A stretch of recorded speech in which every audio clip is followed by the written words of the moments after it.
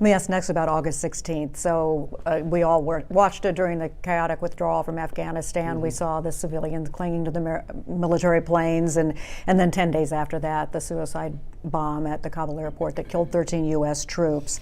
And that was also a point at which President Biden's popularity began to go downhill. Michael, let me flip back to you first. How about the impact of that within the campaign? What discussion did it engender? I mean, I think there was, again, I think in any one of those moments, as much as like people believe that everyone's like, well, what are the numbers on this? Like, let's get a poll and let's see what this is going to.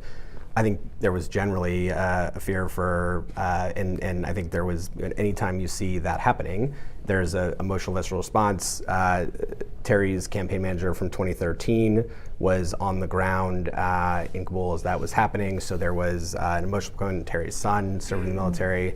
So I think there were pieces outside again of politics, which were the initial reaction. In the couple weeks after those events took place, that was I think that was the first and only real shift we saw in our internal polling, where things tightened from 4 or 5 points to just around even, or within the margin of being even, and kind of relatively consistent after that. So I think that it didn't require a lot of discussion to see that things had shifted in terms of the national mood and opinion, and that put us in a place where it was even going to be tighter than we had expected in June. Will, how about you in your campaign? Same deal.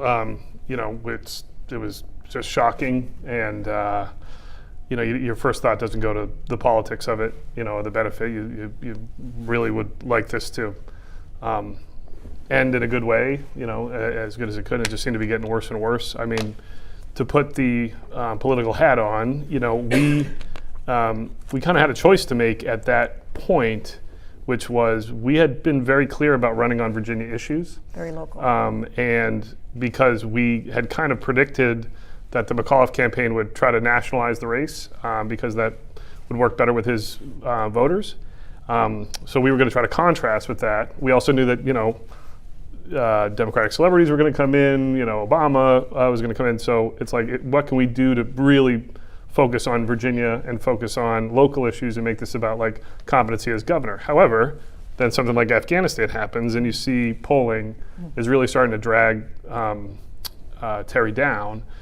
But if we kind of took the bait, or not the bait, but if we try to capitalize on it, then we kind of lost the argument that we're talking about just Virginia. If all of a sudden we're going to try to make an ad about, foreign policy suddenly. So we had a choice to make. We decided to, stick with Virginia issues and kind of stay true to it.